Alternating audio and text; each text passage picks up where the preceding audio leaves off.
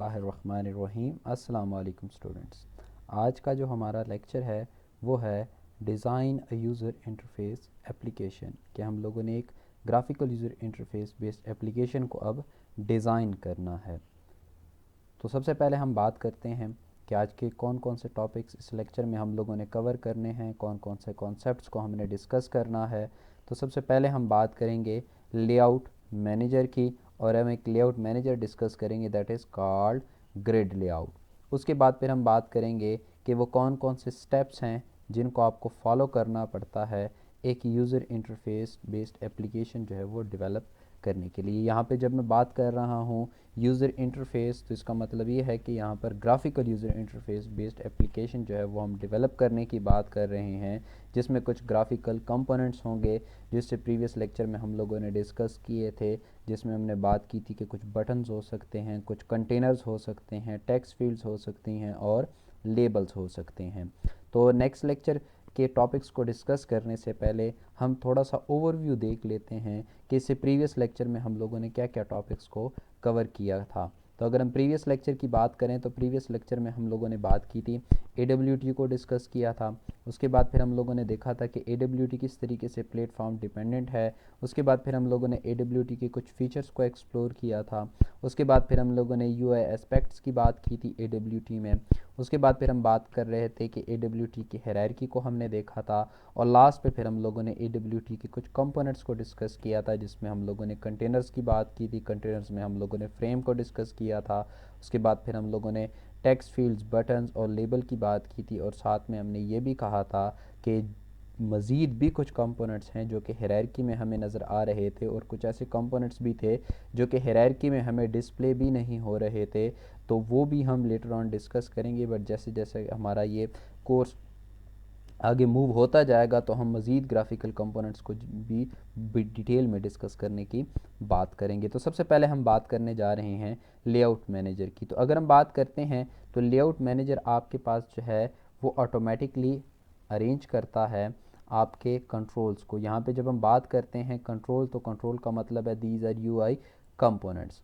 ठीक है, बात वो विंडो में हो सकता है, क्योंकि अगर आप बात करते हैं तो जितने हमारे कंटेनर्स थे नॉर्मली वो कंटेनर्स को और विंडोज़ को इनहेरिट कर रहे थे। तो यहाँ पे कंटेनर भी हो सकता है, यहाँ पे कोई विंडो भी हो सकती है, बट ये जो अरेंजमेंट होगी that will be based on some algorithm. तो हम बात कर रहे हैं ग्रिड लेआउट की। आज के इस लेक्चर में हम लोग थोड़ा सी देर बाद में डिस्कस करेंगे। तो ग्रिड लेआउट का एक अपना एल्गोरिथम है जिसके थ्रू वो कंपोनेंट्स को अरेंज करेगा। इस तरीके से मज़ीद भी कुछ लेआउट मैनेजर्स हैं जो बाद में हम डिस्कस करेंगे, जिनके थ्रू हम कंपोनेंट्स को अपने जो कंटेनर है उसमें किसी न किसी वे में जो है वो अरेंज कर सकते हैं।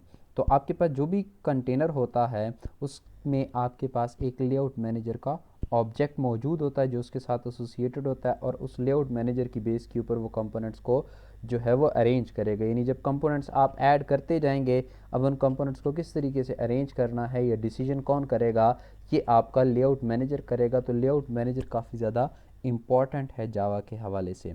उसके बाद अगर हम बात करते हैं तो जो लेआउट मैनेजर है, अब डेफिनेटली अब आपने लेआउट मैनेजर चेंज करना होगा। तो आपको पता है जब भी कोई चीज़ चेंज करनी होती है तो नॉर्मली सेट होता है, तो हमारे पास जो मेथड होता है वो सेट से स्टार्ट होता है। तो आपने क्या चीज़ चेंज करनी है, लेआउट चेंज करना है। तो सेट लेआउट, जो न्यू लेआउट होगा, जो आपके पास नया लेआउट जिसको आप सेट करने जा रहे हो, वो यहाँ पे एज आ रेफरेंस पास होगा, यहाँ पे एज एन आर्गूमेंट पास होगा। तो यहाँ से पास होने के बाद वो वहाँ पर जाएगा और इनडायरेक्टली वो वैल्यू जो है उसकी सेट कर दी जाएगी। तो अगर आप जब भी कोई कंटेनर बनाएंगे तो कंटेनर का सेट लेआउट का मेथड कॉल करेंगे, बट अगर आप किसी भी वजह से भूल जाते हैं या फिर आप सेट लेआउट का मेथड जानबूझकर नहीं यूज़ करते, तो जो लेआउट यूज़ किया जाएगा वो डिफ़ॉल्ट लेआउट यूज़ होता है। तो नॉर्मली जो आपके पास एक फ्रेम होता है, फ्रेम का जो डिफ़ॉल्ट लेआउट होता है that is called border layout. तो बॉर्डर लेआउट को भी हो सकता है हम इस कोर्स में जो है वो बाद में डिस्कस करें, किसी ने पर्टिकुलर सिनेरियो को सॉल्व करने के लिए हम हो सकता है वहाँ पे बॉर्डर लेआउट की भी बात करें। उसके बाद अगर हम बात करते हैं तो जब आपका कंटेनर जो है वो रीसाइज़ होगा, रीसाइज़ होने का मतलब ये है आपने ख़ुद से रीसाइज़ किया या जब आपका कंटेनर फर्स्ट टाइम के ऊपर व्यू होता है तो डेफिनेटली उस टाइम के ऊपर भी वो रीसाइज होता है, क्योंकि उसका साइज़ बिल्कुल नहीं होता, तो आप उसका साइज़ अपनी मर्ज़ी के मुताबिक जो मेंशन करेंगे उतनी ही वो स्क्रीन में जगह लेगा, तो डेफिनेटली वो साइज़ बनेगा। तो वो रीसाइजिंग का कॉन्सेप्ट जब उस टाइम पे अप्लाई होगा तो उस टाइम पे आपका जो लेआउट मैनेजर है ये एक्टिव होता है और आपके कंपोनेंट्स को अपनी अपनी पोजीशन के ऊपर जो है वो मैनेज कर रहा होता है बेस्ड ऑन इट्स एल्गोरिथम। तो हम बात करेंगे आज ग्रिड लेआउट की। तो ग्रिड लेआउट की अगर हम बात करते हैं तो आपकी ये जो ग्रिड लेआउट कंपोनेंट्स को अरेंज करेगा ये आपकी एक रेक्टेंगुलर ग्रिड की फॉर्म में या टेबल की फॉर्म में आप कह सकते हो कि अरेंज करेगा। कुछ कॉलम्स होंगे आपके पास, कुछ रोज़ होंगी, और जब हम टेबल की बात करते हैं तो टेबल में डेफिनेटली फिर कॉन्सेप्ट आता है आपके पास सेल का।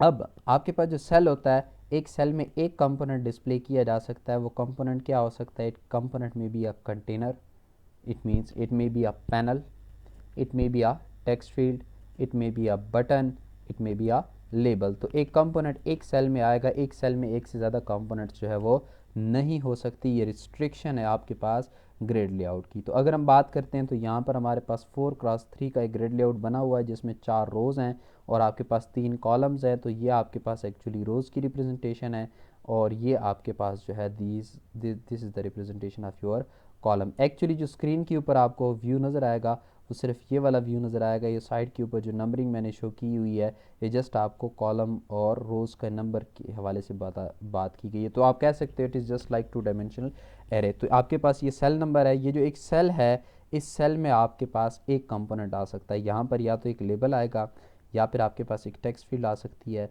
या फिर आपके पास यहाँ पे बटन आ सकता है या फिर यहाँ पर एक और कंटेनर जैसे हमने बात की पैनल आ सकता है। इस तरीके से इस सेल के ऊपर भी ये रिस्ट्रिक्शन अप्लाई होगी, इस सेल के ऊपर भी ये रिस्ट्रिक्शन अप्लाई होगी। हमेशा जो आपके पास कॉलम नंबर होगा वो भी 0 से स्टार्ट होगा, जो रो नंबर होगा वो भी आपका 0 से स्टार्ट होगा।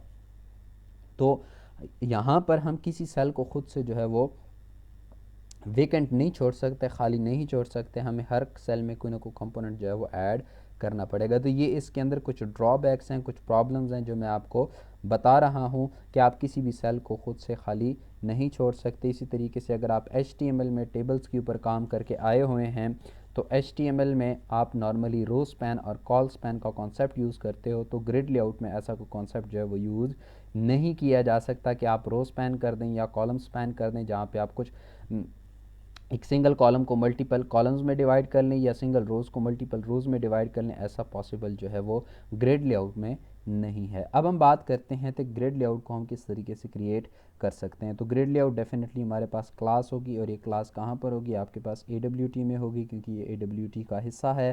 तो क्लास का डेफिनेटली हमें ऑब्जेक्ट बनाना पड़ेगा। तो यहाँ पर हम ग्रिड लेआउट का कोई भी आप रेफरेंस वेरिएबल किसी भी नाम से कर सकते हो। न्यू का कीवर्ड लाजमी तौर पर, क्योंकि क्लास का जब भी आप ऑब्जेक्ट बनाते हैं तो ऑब्जेक्ट बनाने के लिए फिर आपको न्यू का कीवर्ड जो है वो यूज़ करना पड़ता है। उसके बाद आपने ग्रिड लेआउट में आपने number of rows and number of columns, तो इट मीन्स 2x4। 2x4 का मतलब है 2 रोज़ होंगी और हर रो में कितने कॉलम्स होंगे? आपके पास 4 कॉलम्स होंगे। तो अगर हम इसकी आउटपुट देखें तो कुछ इस तरीके से आपके पास जो है वो आउटपुट डिस्प्ले होगी कि इसमें 2 रोज़ होंगी और हर रो में आपको 4 कॉलम्स जो है वो नज़र आएंगे। उसके बाद हम बात करते हैं कि अब आपने ग्राफिकल यूज़र इंटरफेस को डिज़ाइन करना है, तो डिज़ाइन करने के लिए क्या क्या स्टेप्स आपको करने पड़ेंगे। सबसे पहला जो काम होगा वो ये होगा कि आप ग्राफिकल यूज़र इंटरफेस में जो कंपोनेंट्स होंगे उनको आइडेंटिफाई करेंगे। यानी नॉर्मली जब हम डायग्राम बनाते हैं, आपने कोई भी एप्लीकेशन डेवलप करनी है तो उस एप्लीकेशन को डेवलप करने के लिए आप क्या करते हो? उसका स्केच बनाते हो, उसका फ्रंट एंड बनाते हो। तो जब आप फ्रंट एंड बना लेंगे तो उस फ्रंट एंड बनाने के बाद आपने अब आइडेंटिफाई करना है कि इसमें कौन कौन से कंपोनेंट्स हैं। तो कंपोनेंट्स अभी तक जो हमने डिस्कस किए हैं उसमें हो सकता है फ्रेम हो, उसमें हो सकता है लेबल हो, उसमें हो सकता है आपके पास बटन हो, उसमें हो सकता है आपके पास टेक्स्ट फील्ड हो। तो उसके बाद जो सेकंड काम होगा वो ये होगा, आपने एक क्लास बनानी है और क्लास को एक्सटेंड करवाना होगा आपको किसी से, फ्रेम से। उसके बाद हम क्या करेंगे? उसके बाद हम रेफरेंस वेरिएबल बनाएंगे। रेफरेंस वेरिएबल हर ग्राफिकल कंपोनेंट के लिए, यानी अगर आपके पास लेबल है तो लेबल के लिए एक रेफरेंस वेरिएबल बनेगा, अगर टेक्स्ट फील्ड है तो टेक्स्ट फील्ड के लिए रेफरेंस वेरिएबल बनेगा। बट आपने उसमें फ्रेम का रेफरेंस वेरिएबल नहीं बनाना। और ये जितनी भी आपके पास रेफरेंस वेरिएबल बनेंगे या क्लास लेवल के ऊपर, ये कौन सी क्लास, जो क्लास आपने यहाँ पर क्रिएट की थी या आपने डिफाइन की थी।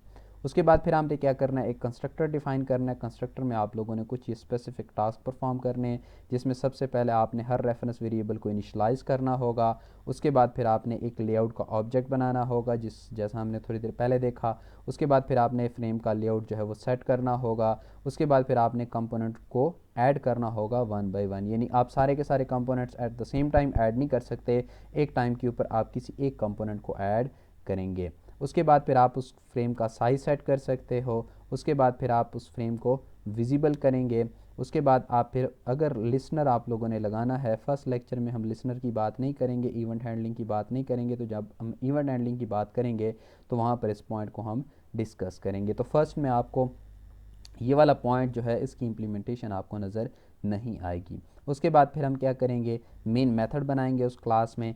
मेन मेथड बनाने के बाद फिर हम अपनी क्लास का ऑब्जेक्ट बनाएंगे और अपनी एप्लीकेशन को जब रन करेंगे तो हमें डेफिनेटली उसकी कोई ना कोई आउटपुट जो है वो डिस्प्ले होगी।